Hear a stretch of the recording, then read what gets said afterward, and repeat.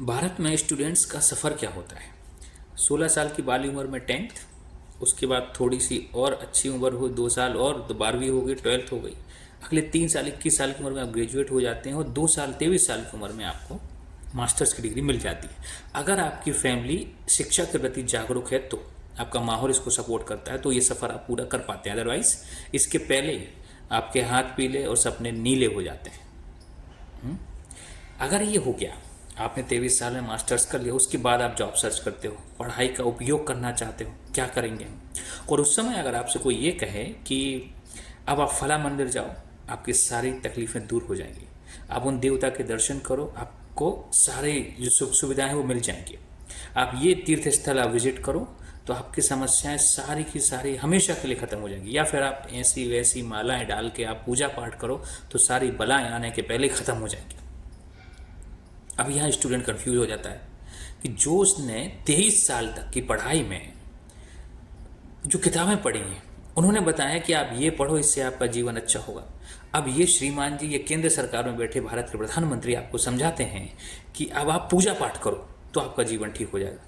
अब स्टूडेंट इस बात में कंफ्यूज है कि जो 23 साल तक किताबें पढ़ी, जो टीचर्स की मार खा खा के हमने पढ़ाई सीखी है, वो ये कहती है कि आपको जॉब करने से आपका जीवन सुधरेगा, और ये कह रहे हैं कि ये पूजा पाठ करने से जीवन सुधरेगा।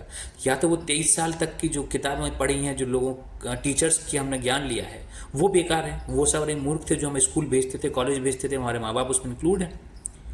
या तो वो मुद्द बुद्धि थे, उनमें बुद्धि ही नहीं थी, मुझे स्कूल भेज रहे थे फालतू। या फिर ये आदमी जो बैठा है, जो ये कह रहा है कि पूजा पाठ करने से तुम्हारा जीवन सुधरेगा। तो में से कोई एक व्यक्ति सही हो सकता है, जो स्कूल भेजने के लिए आपको प्रेरित करता था, या दूसरा अब आपको मंदिर मस्जिद या आपके धार्मिक स्थलों पर जाके अपनी समस्या खत्म करने के लिए प्रेरित कर रहा है। स्टूडेंट को आप यहाँ निर्णय करने हैं आपके लिए जो शिक्षा की बात कर रहा है वो आपका हितैषी है, या फिर आपको जो आपका व्यक्तिगत मसला है। आपका पूजा पाठ सब करते हैं, सुबह उठ के सब लोग करते हैं, लेकिन उसका प्रदर्शन तो नहीं करते ना, कि घर में शीशे की दीवारें लगाएं, उनके पास खड़े होकर ढोल बजवाएं कि मैं पूजा कर रहा हूँ, मैं दीपक जला रहा हूँ, मैं ये माला पहन रहा हूँ। फोटो खिंचवाओ उसके, रोज़ सोशल मीडिया पे डालो कि आज मैंने ऐसी घंटी बजाई, ऐसी आरती करी, ऐसी अगरबत्ती लगाई। रोज़ तो नहीं करते ना। और ये हमारे व्यक्तिगत मसला है, हम कमरे के अंदर करते हैं, अपने भगवान को पूजते हैं, अपने काम में निकल जाते हैं। पूजा के बाद आपको कर्म तो करना ही पड़ता है, वही कर्म है रोजगार। और रोजगार की बात आपको समझनी पड़ेगी कौन कर रहा है। एक विचारधारा है जो वर्तमान सत्ताधीश है, वो आपको समझा रहे हैं कि आपको पढ़ाई लिखाई की कोई आवश्यकता नहीं है, सिर्फ हमारी भक्ति करो, हम आपका उद्धार कर देंगे। उद्धार कौन? वो 5 किलो राशन, वो आपका उद्धार है।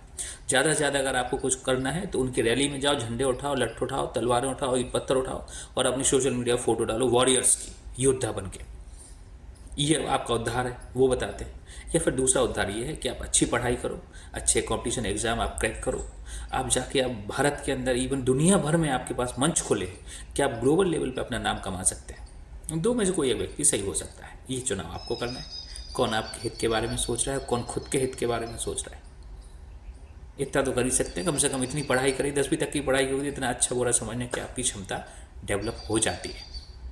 तो अपना निर्णय तो आप आराम से कर सकते हैं कि आपके लिए क्या ठीक है।